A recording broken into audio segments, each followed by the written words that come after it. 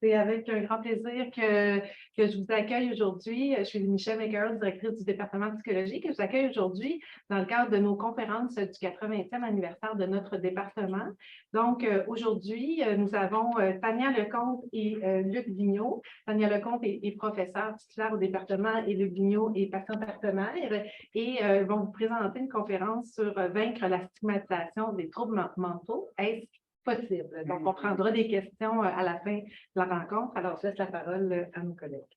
Merci. Merci beaucoup, Michel. En fait, d'abord, merci au comité d'avoir pensé à nous. On est très honorés de présenter dans le cadre du 80e du département, d'autant plus que c'est la semaine de la santé mentale, puis on trouvait que ça tombait très bien. On va vous parler aujourd'hui de c'est quoi la stigmatisation, c'est quoi les types de stigmatisation, les différents impacts que ça peut avoir dans la vie d'une personne et surtout comment combattre la stigmatisation. Puis on en profite là, pour faire une petite publicité d'un livre, notre livre qui est sorti cette semaine d'ailleurs, qui s'appelle Préjugés, discrimination et exclusion en santé mentale pour en finir avec la stigmatisation. Puis d'ailleurs, on va en parler un petit peu plus à la fin là, pour ceux qui sont intéressés du contenu de ce livre-là. Donc, la stigmatisation en santé mentale, c'est important de tenir compte du fait que ça implique vraiment de distinguer deux groupes sur la base d'un trait qui n'est pas visible. Alors que d'autres groupes qui sont stigmatisés vont souvent être stigmatisés par rapport à un attribut physique. Là, on est vraiment sur une stigmatisation qui n'est pas visible, donc souvent qui va apparaître même plus tard, une fois que la personne va mentionner avoir un trouble et qui n'est pas d'emblée apparente. Ça implique quoi? Bien, ça implique certains stéréotypes. Ça implique aussi des préjudices, c'est-à-dire que la personne va ne pas avoir certains droits que d'autres personnes de la société vont avoir, et ça amène beaucoup de comportements de discrimination. Mais avant d'embarquer dans c'est quoi les genres de stéréotypes qu'on a ou le préjudice, j'aimerais juste que vous imaginiez, est-ce que moi, j'ai des tendances à avoir des attitudes stigmatisantes? Et j'ai 3 questions à vous poser, puis pas besoin que vous répondiez de vive voix, mais peut-être répondre dans votre tête. Vous êtes chef d'entreprise, vous recevez quelqu'un en entrevue, il y a un très beau dossier et c'est indiqué dans son dossier, bien, la personne vous dit j'ai un diagnostic d'un trouble de dépression majeure et j'ai quand même fait quelques épisodes de dépression majeure dans ma vie. L'embaucheriez-vous? Deuxième question. Vous avez une date, rencontrez quelqu'un sur une plateforme de rencontre, vous avez une date, ça clique au bout avec la personne, ça marche, oh wow, on a des atomes crochus et tout. Avant que ça aille plus loin, la personne vous dit, ah, en passant, j'ai un trouble bipolaire. Est-ce que vous avez envie de continuer la relation? Et la dernière question, c'est, là, vous avez des enfants, vous cherchez quelqu'un pour garder vos enfants, et puis, une personne vient, voyant l'entrevue, les enfants semblent trouver cette personne-là vraiment super sympathique, et cette personne-là vous dit, ah, je vais quand même être honnête, je vais vous dire, j'ai un diagnostic de schizophrénie, j'ai fait quelques épisodes de psychose dans ma vie. Accepteriez-vous qu'elle garde vos enfants?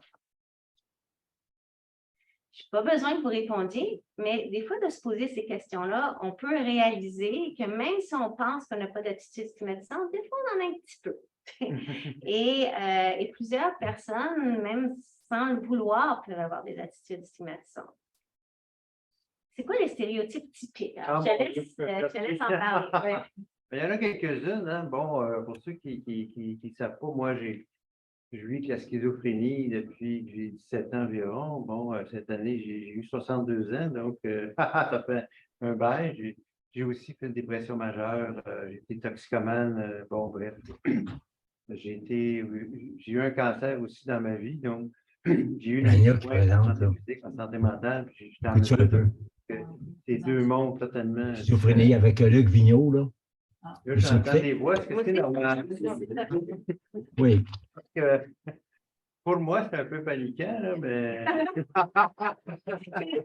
dans les mains. Il y a un micro d'Hubert à quelque part. Oui, c'est ça. Donc, c'est ça Oui, ma caméra dit pas qu'elle voit. Non. Excusez, il y a une personne que son micro est ouvert. Est-ce que c'est possible de vérifier que vos micros sont bien fermés sur Zoom? Parce qu'on vous entend dans la salle. Merci. Donc, par exemple, au niveau de la dangerosité, vous savez que les crimes graves commis dans notre société par des malades mentaux, ça représente 3% des crimes. Donc, 97% des crimes sont faits par des gens qui n'ont pas de maladie mentale. Et par contre, ben, l'étiquette de dangerosité nous suit beaucoup, beaucoup, beaucoup. Qu'on est des gens paresseux, fragiles. Par exemple, dernièrement, là, j'ai demandé de faire partie d'un programme Emploi Québec qui est pour les travailleurs autonomes. Fait qu'il faut que tu montes ton dossier, bon, etc. Fait que moi, j'ai monté mon dossier. Tu sais. Puis humblement, bon, j'ai quand même écrit 3 livres. Je suis patient partenaire ici à l'Université de Montréal, à l'Université Laval, à l'Université de Bordeaux, à Lyon, à la Sorbonne, tu sais, des petites places, comme on dit. Je suis conférencier international, bref, je travaille à temps plein. Bon.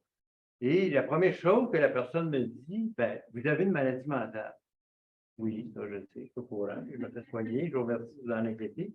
Moi, elle m'a dit, je peux pas vous admettre au programme, vous savez que votre maladie, c'est stressant, vous allez décompenser. Puis là, moi, tout ce que vous avez retenu de mon dossier, que j'ai une maladie mentale. Oui, mais c'est suffisant. Là, donc, finalement, bon, j'ai dit, on va se revoir devant les tribunaux. Elle dit, soyez-vous, on va discuter. Finalement, elle m'a accepté, mais là, on a parlé de stigmatisation, puis elle a fini par admettre que dès qu'elle a vu que j'étais atteint de schizophrénie, c'était fini. Elle n'avait plus besoin de continuer à lire. Aussi, il y a quelques années, ma femme et moi, on a demandé pour adopter un enfant. Et la DPJ a littéralement refusé de nous évaluer parce qu'on a un dossier en psychiatrie. On vous refuse après évaluation, on vous refuse de vous évaluer parce que vous avez un dossier en psychiatrie. Puis aussi, on avait un dossier chez des psychologues. Puis ça nous a amené comme réflexion, ma femme et moi, à dire, ben, on ne le dira plus aux gens qu'on a consulté, on ne le dira plus. Sinon, avez-vous consulté un psychologue? Tu sais, on avait consulté au privé, le réseau public ne peut pas le savoir, donc c'est dommage. Il y a plein de trucs comme ça qu'on vit régulièrement à l'embauche. On va revenir pour l'embauche. Oui, je vois, ne pourra pas se rétablir. Bon, des gens comme moi, là, il y en pleut, il y en a, il y en a, il y en a. Mais c'est plus qu'1% de la population Donc, pour la schizophrénie seulement. Si on conserve tous les troubles mentaux graves, incluant les dépressions majeures, ça, on est dans du 15%, parfois même 20% de la population. Beaucoup de gens, mais la majorité se rétablissent. Voilà. Mais dans les stéréotypes, ce qu'on voit aussi, c'est que ces stéréotypes-là, ils vont transparaître dans, bon, oui, dans des fonctionnaires, mais aussi même dans les soins. Qu'un psychiatre vous dise, ah ben, c'est pas mal fini pour vous, là. Ça date plus des années 60, c'est encore présent. Il y a encore des personnes qui annoncent le diagnostic comme un diagnostic de cancer stade 4 qui n'a rien à faire. Une fatalité. Alors que vous allez voir que ce n'est pas du tout le cas. Les préjudices, ben ça, je pense qu'on mentionnait un petit peu, hein, il y a certains préjudices, c'est qu'il y a une exclusion par rapport au marché du travail. Que si ce n'est pas du fait qu'il y a des programmes spécifiques qui existent de soutien à l'emploi pour convaincre les employeurs d'embaucher des personnes qui ont les troubles mentaux pour accompagner justement dans le processus, ben, il y aurait 80%, en fait, dans plusieurs endroits là, qui n'ont pas accès à ces programmes-là, c'est 80% des personnes qui ont les troubles mentaux graves ne travaillent pas. Ça a l'air bizarre de dire sous-financement en médecine. La médecine est très financée, mais si on regarde dans la médecine, la psychiatrie est le domaine le moins financé. Quand on regarde au niveau même des subventions fédérales et provinciales, la recherche en santé mentale, elle est beaucoup moins financée que la recherche en santé physique, peu importe le trouble physique, même les maladies rares, alors qu'il y a beaucoup plus de personnes qui sont concernées. J'entends des drôles de bruit.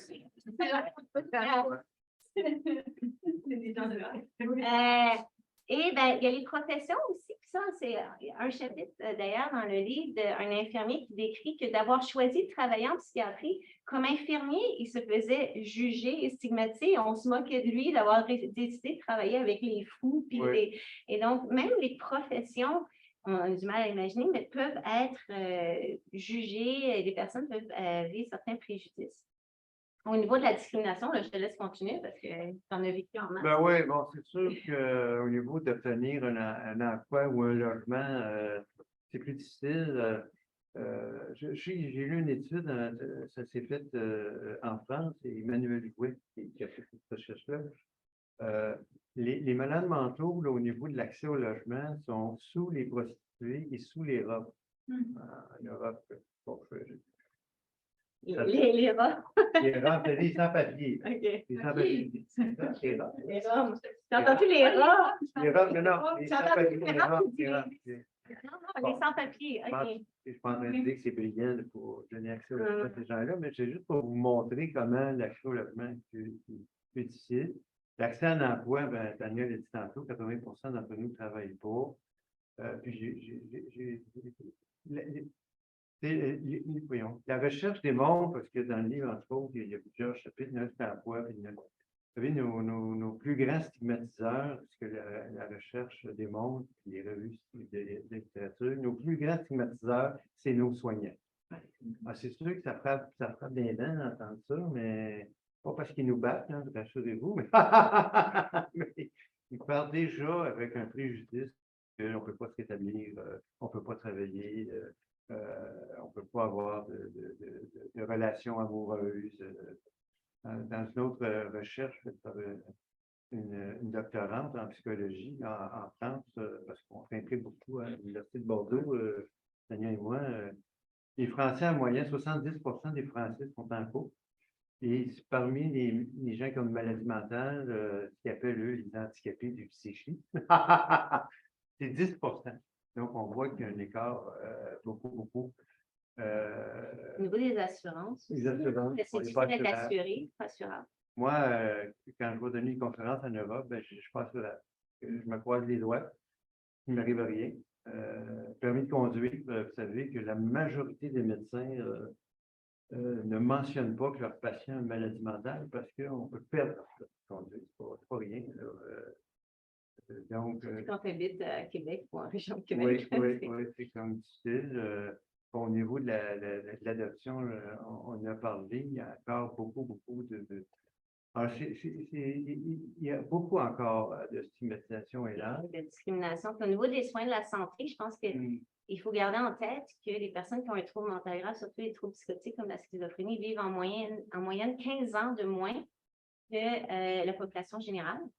Et oui, en partie, c'est lié à des effets secondaires de la médication, mais aussi en partie, c'est lié au fait qu'ils ne reçoivent pas des soins physiques adéquats. Par exemple, quelqu'un qui a un diagnostic en psychiatrie qui va à l'urgence pour un problème de santé physique a de très fortes chances de ne pas être cru. Et donc, avant de recevoir un soin physique, va être envoyé en psychiatrie. Et ça arrive à plusieurs personnes. J'ai de mes clientes qui, appendicite aiguë, sont envoyées en psychiatrie, puis que la psychiatrie retourne, dit non, elle souffre pour de vrai, là. Et aussi garder en tête que quand une personne qui prend, entre autres, des neuroleptiques va pour une demande d'aide liée à une douleur, c'est qu'elle a vraiment mal parce que les médicaments baissent énormément la sensation de la douleur. Donc, si la personne se plaint en douleur aiguë, c'est que c'est important, là. Il y a vraiment un gros problème. Et même des recherches récentes ont démontré en France, puis je suis pas mal sûre que ça serait similaire ailleurs, que pendant la première vague de la pandémie, si quelqu'un se présentait à l'hôpital avec la COVID et était vraiment mal pris au niveau respiratoire, mais avait un diagnostic de schizophrénie, cette personne-là avait beaucoup moins de chances de recevoir des soins intensifs. Il y avait un genre de tri, comme considérer qu'on ne donne pas priorité à quelqu'un qui a un trouble mental grave pour recevoir des soins intensifs et donc beaucoup plus de décès parmi cette population-là, alors qu'au départ, elle n'était pas plus malade. Donc, on voit qu'il y a vraiment un impact. Ça, c'est des comportements de discrimination, ne serait-ce que par les soignants, par les mêmes d'urgence de manière régulière. C'est quoi l'impact que ça a? Bien, un des impacts important, c'est l'autostigmatisation. Ça veut dire quoi? Ça veut dire que la personne elle-même, à force d'entendre les messages que « Hey, t'es peut-être dangereuse, hey, t'es peut-être irresponsable, hey, t'es peut-être pas capable de travailler », mais y croire, ne se fait plus confiance, n'a plus son estime d'elle-même et n'osera plus aller essayer d'avoir un emploi ou d'aller vers les autres. Ça entraîne beaucoup de honte, ça entraîne l'évitement des soins. Je ne sais pas si tu veux continuer. Tout à fait. Là. On a honte d'avoir une maladie. On ne devrait pas avoir honte d'avoir une maladie mentale. C'est une maladie comme. J'ai eu le cancer, moi, puis j'avais pas honte d'avoir le cancer. Mais puis c'est sûr qu'à force, vous savez, moi, je souffre aussi de douleurs chroniques au dos. Et j'avais beaucoup de difficultés à avoir des soins. Je ne sais pas combien de fois qu'on m'a répété que c'était dans ma tête, puis il me référait au psychiatre. Le psychiatre disait, je ne peux rien faire pour toi. Puis j'avais des IRM qui démontraient là, que j'ai 3 hernies discales, clairement, pas dans ma tête. Mais j'étais tellement souffrant que j'ai fini par demander de l'aide médicale à mourir. J'en ai parlé avec ma femme, puis on en est venu à reculons à prendre cette décision-là. Et là, quand j'ai demandé l'aide médicale à mourir, il y a un médecin qui a fait le saut. Vous souffrez tant que ça? Ben, j'ai dit oui. Fait que là, cette personne-là a fait en sorte que je reçoive des soins adéquats. Puis Dieu merci, j'ai plus envie de recevoir l'aide médicale à mourir, mais ça m'a emmené jusque-là. Également, vous savez, quand on va aux urgences, les fameux codes blancs. On déclenche les codes blancs, ça veut dire qu'il y a 5-6 gros gaillards qui s'en viennent te maîtriser.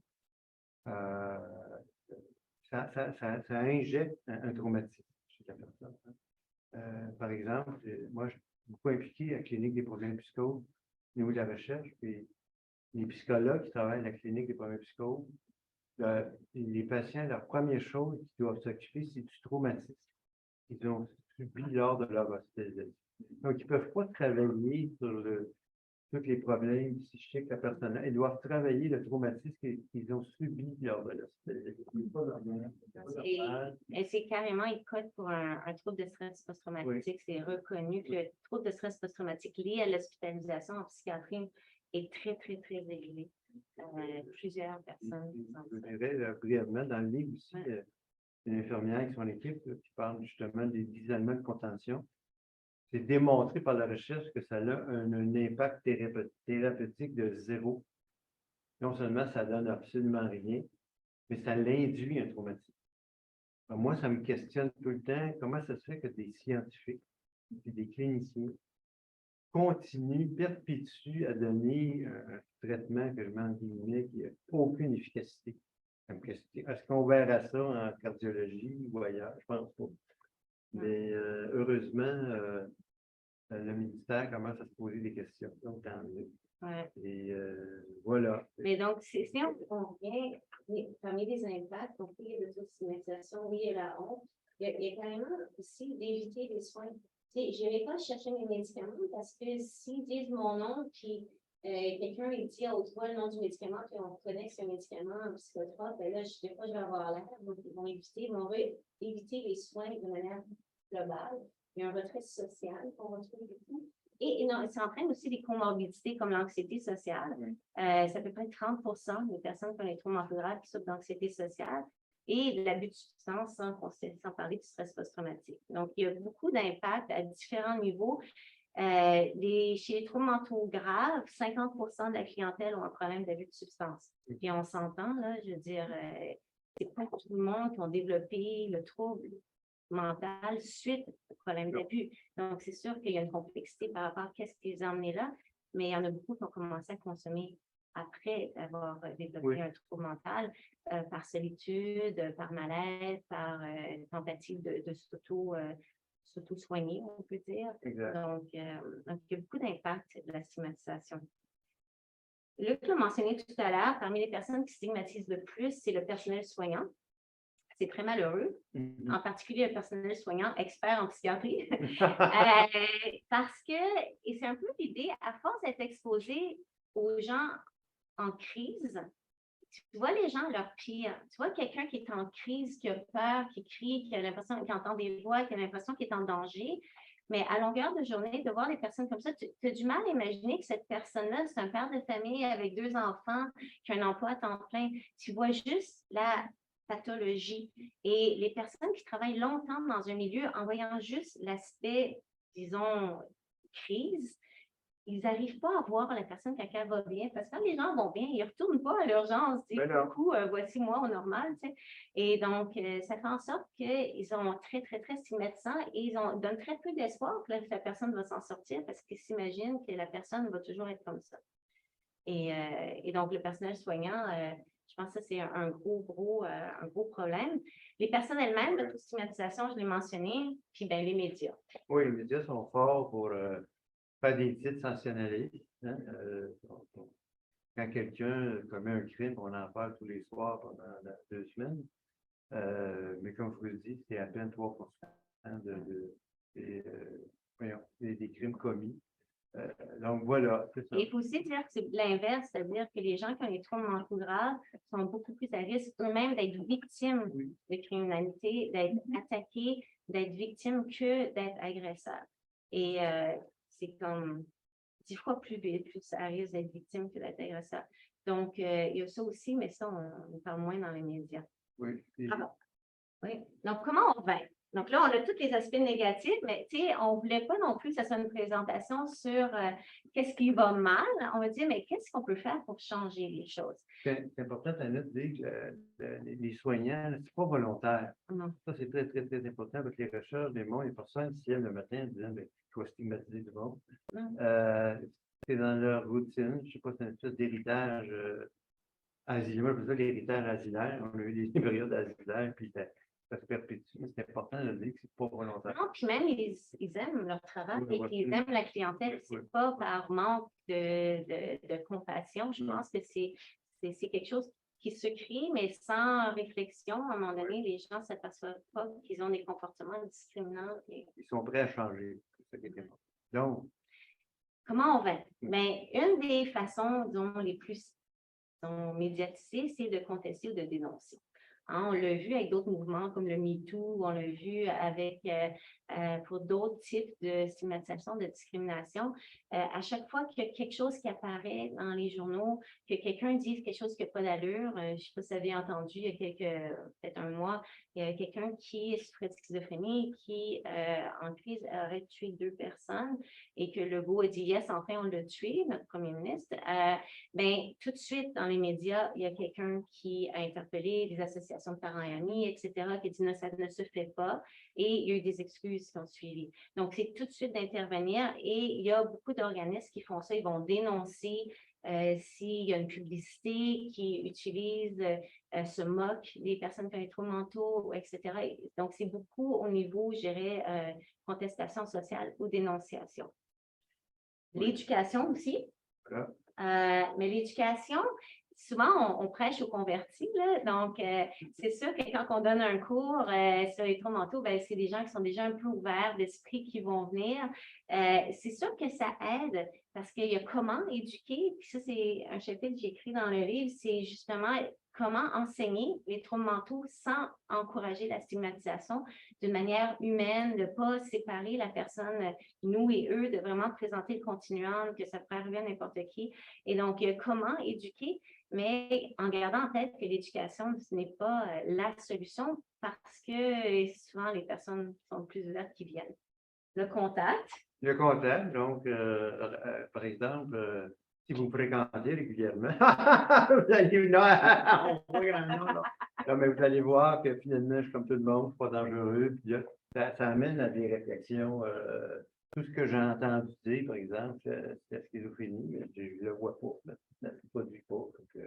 C'est ça. Et c'est parmi les méthodes les plus efficaces d'être en contact avec quelqu'un qui peut parler de son histoire. Il y a même un concept qui s'appelle les bibliothèques vivantes qui a été créé et des événements où des personnes qui ont des troubles mentaux vont s'asseoir un peu à une table, puis un peu comme dans un café, puis on peut aller, puis on a une étiquette genre schizophrénie ou trouble bipolaire, puis on peut aller s'asseoir, puis jaser, puis raconte-moi c'est comment de ton vécu. Et donc, ça donne la chance aux personnes qui sont un peu curieuses de mieux comprendre, de moins juger, de rencontrer des personnes qui racontent leur histoire et et de voir que ben, c'est du monde comme tout le monde. Et ça aide vraiment à déstigmatiser. Puis si vous êtes prof, invitez des personnes atteintes à venir faire des témoignages dans vos cours, ça aussi, c'est extrêmement efficace. Moi, ça fait des années que Tania m'invite. Ouais. Et puis, Et c'est j'ai toujours des commentaires positifs des oui. étudiants qui viennent après et qui disent wow, tu sais, ça a vraiment permis de voir la santé mentale d'une autre perspective. C'est pas théorique, c'est humain, c'est concret. Exact. Moi, je rencontre des étudiants de doctorat en psychologie à l'Université Laval tous les années. Et c'est la première fois dans leur cursus qu'ils entendent parler de l'établissement. C'est pas rien. Là, je parle des psychologues, mais les travailleurs sociaux, pareil, entre les infirmiers en médecine. C'est pas quelque chose qui est enseigné dans nos universités que les gens peuvent se rétablir. Quand on nous présente tout ce qui n'est pas correct. Donc, voilà. Corrigan, oui. Oui. Tu en parler un peu de ce qui est créé, qui est Patrick Corrigan, oui, qui est l'ami à Tania aussi. Tania lui a demandé d'écrire un chapitre dans notre livre, il l'a fait. Donc, c'est un grand chercheur, expert en stigmatisation électromentaux aux États-Unis. il est psychologue aussi. Hein? Et psychologue. Il est atteint de schizophrénie. Et je ne sais pas si c'est schizophrénie ou trouble schizoaffectif, mais en tout cas, il y a une histoire vécue. C'est ça. Donc, lui, il a créé le mouvement qui est copié sur les gays. Soyons fiers, pas fiers d'être malades mentales, mais soyons fiers d'être établis, soyons fiers du cheminement qu'on a fait, puis soyons fiers, autant les soignants, les parents, les familles, les proches, les personnes, pourquoi pas une parade de fierté du rétablissement, c'est ce qu'il fait là-bas. Il organise une sorte d'activité là-dessus sur la fierté.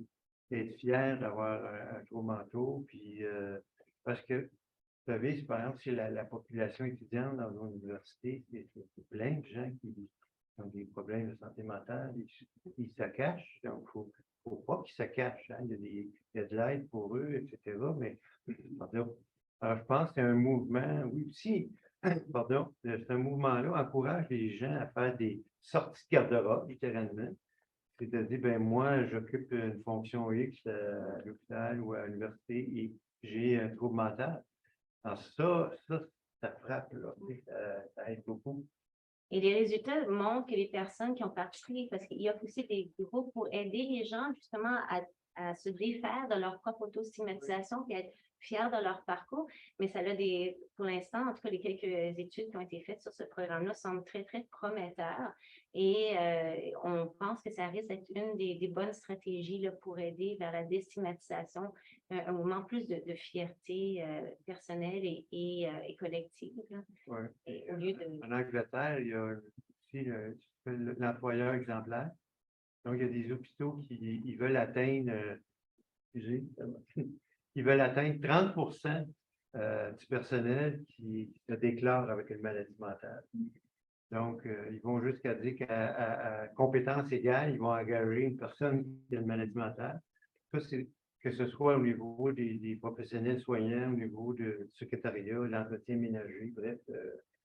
Et plus les gens en parlent, plus ça fait baisser.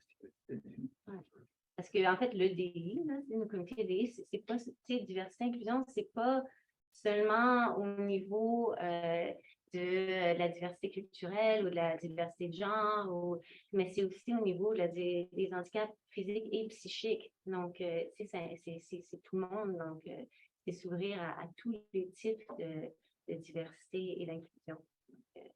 Donc, ce mouvement-là, c'est très, très prometteur. Il y a aussi beaucoup d'associations puis de campagnes, comme les associations de parents amis de la Société québécoise de schizophrénie, par exemple, ou des campagnes de sensibilisation de Belle Cause pour la cause, qui aident aussi à diminuer la stigmatisation, je dirais, plus grand public. On retrouve aussi de plus en plus des témoignages sur YouTube ou des personnes qui vont parler de leurs troubles, de leur processus de rétablissement, de qu'est-ce qui les a aidés dans les émissions de télé, même Luc est passé, tout le monde en parle. Oui, oui. Donc, Florence K aussi, des personnes qui parlent de du fait qu'ils ont eu un trouble mental et qui vivent avec, et comment ils composent avec ça, dans les blogs. Je pense que toutes ces stratégies-là font en sorte qu'on travaille à défaire la stigmatisation. Puis quand je parlais d'éducation plus tôt, moi je sais que plus tôt on éduque, moins on a à défaire des biais et des croyances. Et donc, j'ai remarqué déjà dans les écoles primaires, ils vont intégrer des enfants qui ont des troubles dans le spectre de l'autisme. Ils vont parler très ouvertement dès la première année des différentes orientations sexuelles, de plein de choses qui avant étaient stigmatisées puis même jugées là, dans les blagues négatives à l'école.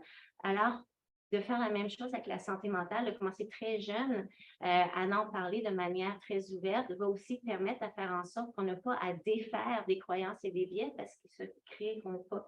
Ça va juste faire partie de la normalité que oui, la santé mentale, c'est quelque chose qui peut être fragile et que certaines personnes, à différents moments de leur vie, peuvent avoir des difficultés. La recherche, oui. la recherche peut beaucoup contribuer à la déstigmatisation. À travers la recherche, on est capable de démontrer que les personnes qui ont les troubles mentaux peuvent se rétablir. Avant, même dans les années 80, on disait « Oh, c'est très rare les gens qui s'en sortent », alors qu'aujourd'hui, c'est plus l'inverse. On dirait qu'il y a à peu près seulement 30% des personnes qui ont les troubles mentaux graves qui vont avoir besoin de beaucoup de soutien dans leur vie. Les autres 70% vont avoir des vies pleines, heureuses, remplies, avec un emploi, avec des relations amicales et amoureuses. Donc, c'est possible et c'est très contraire à ce qu'on enseignait dans les facultés de médecine et dans les professions traditionnelles. Et donc, c'est quoi les exemples de recherche qui portaient sur le rétablissement? Je vais parler un peu de mes recherches à moi. Là. Je donne quelques exemples de manuels d'intervention qu'on a développés dans mon laboratoire et qu'on a testés. Le premier, c'est on a montré qu'on pouvait aider les personnes à gérer eux-mêmes leurs symptômes psychotiques à travers une thérapie de groupe. Et donc, les personnes apprennent à développer des outils pour gérer leur santé mentale et ce qui fait en sorte que, si tu gères ta santé mentale, tu as moins d'hospitalisation, tu peux plus rester dans la société, t'intégrer et tu sens que tu as un contrôle sur ta vie. Le deuxième programme, c'est un programme c'est tous des programmes qui ont été validés dans les grandes études des essais contrôlés randomisés. Là. Le deuxième programme, on a pu démontrer que si on offrait du soutien à l'emploi et en plus des outils pour aider la personne dans son insertion ou sa réinsertion professionnelle, que c'était possible pour la personne de travailler plus de 24 heures par semaine, que c'était possible pour la personne de se maintenir en emploi et d'obtenir rapidement un emploi. Alors qu'on disait qu'il y en a beaucoup qui ne travaillaient pas, dans notre étude, 75% des gens qui ont reçu le programme ont trouvé un emploi. Donc, c'est vraiment possible d'accompagner et d'aider les gens à avoir une vie active dans la société. Puis le dernier programme, c'en est un qui est toujours sous étude. On a fait 2 études jusqu'à présent, puis on en fait une 3e. Mais c'est de dire, des personnes qui ont les troubles mentaux aussi ont le droit d'avoir des relations amoureuses, puis ils ont peut-être besoin d'un peu de soutien, étant donné la stigmatisation, puis aussi d'autres difficultés. Là. La médication emmène une panoplie de difficultés, là, ne serait-ce que les difficultés au niveau sexuel, au niveau aussi de l'image corporelle, et aussi, comment aider les personnes à développer des relations amoureuses saines. Puis, les quelques études qu'on a faites jusqu'à présent semblent suggérer que ce programme-là est vraiment aidant. On aide les gens à se sentir plus compétents à démarrer des relations, à aller vers des gens pour démarrer des relations. Et ils sont aussi plus satisfaits de leur relation. Donc, ils se retrouvent moins dans des relations toxiques. C'est quelques exemples de recherches qui sont portées sur le rétablissement. Un autre outil qui est très, très essentiel, c'est le patient partenaire. Alors. Donc, oui, moi, j'ai commencé, j'étais père aidant clinicien, donc j'étais dans des équipes cliniques où moi, j'ai travaillé dans la communauté beaucoup, puis j'ai travaillé 5 ans à l'Institut universitaire de santé mentale de Québec. Donc, j'avais ça travailler dans le cœur du monde. Donc, j'étais sur les unités d'admission des troubles psychotiques, des troubles de l'humeur, où on reçoit des gens totalement désorganisés.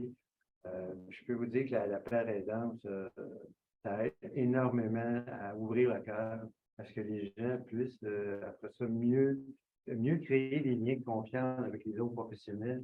Et quand on lui dit, moi, moi, j'étais assis à ta place, là, quelques années. Déjà, la tension baisse, puis il voit, ah ouais, tu en es sorti, oui. Donc, voilà, puis démystifier le rôle aussi des autres professionnels. On n'est pas des magiciens, c'est pas magique qu'un père aidant, là. C'est l'équipe qui fait la force, c'est important de le dire, mais c'est un atout de plus dans l'équipe. Moi, je pense qu'à date, ceux qui ont commencé à travailler des pères aidants, ils peuvent plus s'en passer, c'est ce qu'ils nous disent. Où est mon père aidant? Donc, ça aide. Et au niveau de l'enseignement, ben, c'est sûr que le patient partenaire de recherche, ben, on amène le point de vue des personnes qui le vivent. Vous savez, moi, on me disait souvent avant que je fasse de la recherche, pour te rétablir, il faut que tu acceptes ta maladie. Moi, je n'ai jamais accepté ma maladie parce que je ne le souhaite pas à personne. J'ai jamais, honnêtement, rencontré quelqu'un qui dit moi, j'accepte ma maladie, je ne l'ai pas vu. Par contre, je suis capable de reconnaître que j'ai un problème, je suis capable de reconnaître que j'ai des symptômes. Je l'accepter pour moi, c'est comme baisser les bras, c'est comme gros. Puis, honnêtement, en lisant la littérature, je n'ai jamais vu ça, non. Fait que ça, l'histoire d'accepter sa maladie, c'est un fantasme intervenant. Hein. Tu vas accepter sa maladie, tout va bien aller. Et non, ça ne marche pas comme ça. Donc, ça amène des nouvelles idées de recherche, la façon de monter des questionnaires. Des fois, des questionnaires, c'est bâti comme des interrogatoires de police. On n'aime pas ça, là, les interrogatoires de police. Il faut humaniser ça. En tout cas, bref. Ça emmène aussi une perspective, des fois qu'on ne pense pas. Oui. Quelqu'un qui vient d'être hospitalisé à des grosses doses de médication, ben, il a peut-être la difficulté à répondre à certaines questions, pas parce qu'il ne connaît pas la réponse, parce qu'il est trop sonné, ou il y a des difficultés cognitives liées à son état présentement. Et même, on a vu dans la recherche que souvent, il y a plein de déficits neurocognitifs qu'on attribue à la schizophrénie, mais la plupart, il y en a beaucoup qui sont moindres si on tient compte de la vitesse de réaction. Et donc, la personne est au ralenti, étant donné qu'elle vient de faire une psychose ou elle est médicamentée, mais si on ne tient pas compte du temps de réaction, ben la personne, au niveau de ses déficits, ben, ils sont beaucoup moindres. Et donc, il y a beaucoup un apport, justement, comme ça, de quelqu'un qui dit, oui, mais là, regarde, là, la personne, elle vient de recevoir sa dose, là, vous n'allez pas la rencontrer tout de suite, ça n'a pas d'allure. Ou comment ça se fait, vous êtes tous habillés, puis elle est en jaquette. Comment vous voulez qu'elle se sente à l'aise de parler de sa vie? C'était tout nu avec une jaquette, puis vous autres, vous êtes tous habillés alentour. On ne se sent pas à l'aise. Exact. Donc, c'est de travailler avec les pères aidants en recherche, ça amène vraiment la perspective de la personne pour s'assurer que même dans les termes utilisés, il y a vraiment tout le vocabulaire change, l'attitude, c'est vraiment d'amener une perspective plus respectueuse, puis de s'assurer que nos questions de recherche n'intéressent pas juste les chercheurs, intéressent les personnes concernées. Ah oui, tout à fait. Puis, tu parles de troubles cognitifs. Moi, j'ai beaucoup eu de soins dans ma vie. On ne m'a jamais parlé de problèmes cognitifs. Jamais. Moi, j'ai commencé à en entendre parler quand j'ai commencé à travailler avec des psychologues à l'Université Laval, là, avec Neuropsychologue, là, entre autres, Caroline Sélard. Quand j'ai appris, moi, j'ai toujours pensé que je n'étais pas intelligent, honnêtement, là, parce que je n'ai pas de mémoire, j'ai de la misère à me concentrer, des trucs comme ça. Puis là, quand on m'a expliqué c'était quoi des troubles cognitifs, puis que je pense que 80% des gens qui ont des troubles mentaux ont des troubles cognitifs. Ouais. C'est énorme. Donc, c'est pour ça que quand on rencontre un soignant, ben, de nous donner une liste, au lieu de nous dire verbalement quoi faire dans la semaine, ben, de nous le remettre par écrit, c'est tellement aidant. Pas parce qu'on est nono, parce que le cognitif est atteint, puis il existe des outils justement pour développer ça. Maintenant, il y a des applications, il y a pas quelque chose. Oui, puis en fait, les neuropsychologues ont développé aussi des programmes de remédiation cognitive très efficaces pour les personnes qui ont des troubles mentaux graves et ça permet vraiment d'améliorer tous les déficits cognitifs. C'est ça. Où on s'en va? Oui. On a des bons outils, mais il reste quand même beaucoup de travail à faire. Hein. Selon l'Organisation mondiale de la santé, la stigmatisation reste encore un des défis principaux de la santé mentale. Les compagnies pharmaceutiques vont dire, ils vont pousser pour non, il faut trouver les meilleurs médicaments, mais les médicaments, même les meilleurs médicaments, fonctionnent à 60%. sur 60% des gens vont bien répondre, mais 40% qui ne répondront pas. Donc, il n'y en a pas de pilule magique et ça ne permet pas de défaire toutes les difficultés liées aux troubles et de défaire la stigmatisation. Donc, et on a vraiment un travail comme société à changer justement les attitudes, à être plus inclusif, à inclure dans les EDI la santé mentale. Mais bon, on a beaucoup avancé. Et ce qu'on voulait aussi mentionner, c'est de faire des travaux comme le livre qu'on a sorti ensemble, qui, peut-être tu peux en parler un peu du livre parce que ça apporte vraiment différentes voix de différents acteurs. Là. Ben oui, donc, c'est-à-dire, moi, comme je vous dis, je suis encore stigmatisé dans ma vie, puis je me dis, comme patient partenaire de la recherche, pour moi, j'ai toujours, vous savez, dans la population, il y en a qui bloquent des ponts, il y en a qui bloquent des villes, il y en a qui perturbent une assemblée. Nous, on fait de la recherche. C'est comme ça qu'on change le monde. C'est moins violent. Mm-hmm. Donc, je me suis dit, ben, si j'y allais avec les faits d'abord, c'est quoi les faits scientifiques sur la stigmatisation au niveau des soignants, du travail, etc., au niveau des familles, des proches. J'ai appelé des gens avec qui j'aime travailler. C'est comme c'est des coups de cœur. Il n'y a pas eu d'entrevue de sélection. Là. Donc, j'ai appelé Tania, elle dit oui tout de suite. J'ai appelé d'autres personnes un peu partout, ici en Europe. Et tout le monde, et ils ont eu le mandat de ne pas critiquer, de ne pas chialer. Je ne veux pas de récits de maltraitance, je veux des faits scientifiques. Froidement. Et vous devez écrire au grand public.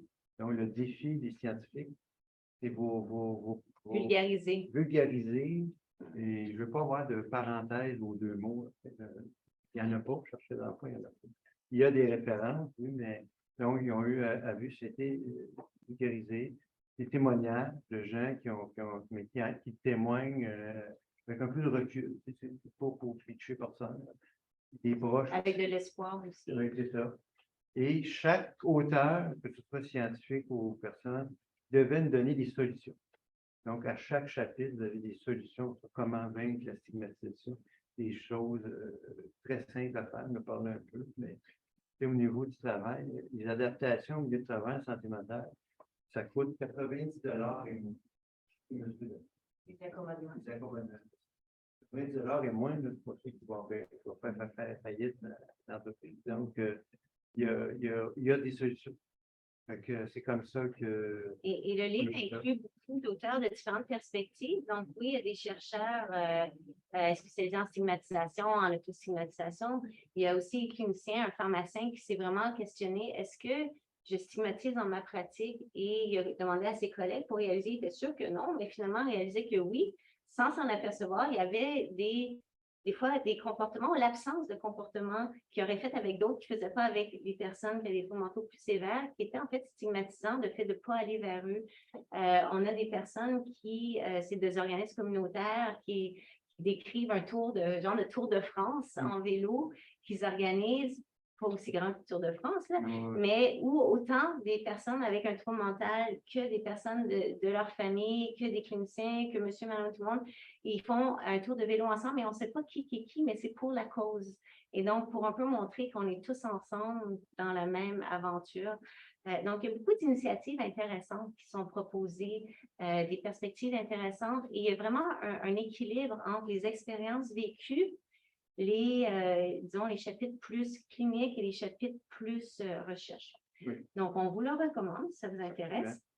Oui. Aussi, on voulait mentionner un peu nos associations, là, au CRIPCAS, le Centre de recherche d'Elius, mon laboratoire L'Espoir, évidemment à l'Université ici, le Réseau canadien de recherche sur la schizophrénie et la psychose. Mentionner aussi un livre qui est sorti récemment, que j'ai fait pour les parents et amis, de quelqu'un qui a un trouble mental qui s'appelle Côte à Côte, un petit guide rapide pour aider les personnes qui ne savent pas trop comment accompagner un proche. En fait, tu ne sais pas quand ça arrive. Non, c'est ça. Quand ton proche tombe en dépression grave ou tu ne sais pas comment il parler, tu ne sais pas quoi dire. Ça peut aider, c'est un petit guide simple. Ouais. Puis, Luc, tu veux mentionner tes logos ou tes... En fait, j'ai écrit « Je suis une personne, pas de maladie ». Ça, c'était le premier de la trilogie. Puis après ça, 4 sur l'établissement. Puis toutes les 3 lignes, c'est le même principe, hein. Il y a des scientifiques, des cliniciens, des personnes. Donc, 4, c'est plus le sous-titre exiger l'excellence dans les soins en santé mentale. C'est qu'au Québec, on a l'excellence, hein. On a les données probantes sont là, mais il y a un clash entre ce qui se passe à l'université puis ce que moi, je Ça se passe dans reçois. le milieu, hein. C'est comme 2 univers, puis ça serait le fun d'informer le monde que ça existe. Demandez-les, ça existe, ces soins-là. Ne serait-ce que moi, je ne comprends pas que dans une clinique en santé mentale, il n'y a pas de club de marche. Hein? Juste marcher 30 minutes par jour, si vous saviez les bienfaits, quand je pourrais vous convaincre, mais Ouais. il n'y a pas ça. Il n'y a pas ça. Il y a pas de sport. Il n'y a pas de sport. Les gens qui ont une maladie mentale, c'est les plus grands consommateurs de tabac au Québec. C'est épouvantable. Je ne sais pas Ouais, le ouais. pourcentage. Là. Il n'y a aucune clinique d'incitation à l'arrêt tabagiste dans les cliniques de psychiatrie. Zéro. Non, même l'inverse. On dit, oh non, on ne va pas le suggérer Ouais. d'arrêter parce que ça va le fragiliser. Ben oui, tu sais, plein de choses qu'on peut faire qui ne coûtent pas grand-chose, finalement. Puis mes deux autres livres, je n'ai pas écrit qu'une pharmacienne, parce que oui, la médication, mais ça ne règle pas tout. C'est important. Juste prendre des pilules, ça règle. Ça met un plaster, mais c'est pas ça qui fait que la personne va se rétablir. Donc voilà, moi, c'est comme ça que je vois. Je pense que chaque personne qui a un trouble mental a le droit d'avoir des services d'excellence, comme la personne qui a un cancer du stade 4. Ils ont l'excellence, nous aussi, on a le droit de l'avoir. Mais c'est ce qu'on voulait vous présenter. Donc, merci pour votre attention. Puis, si vous avez des questions. Merci.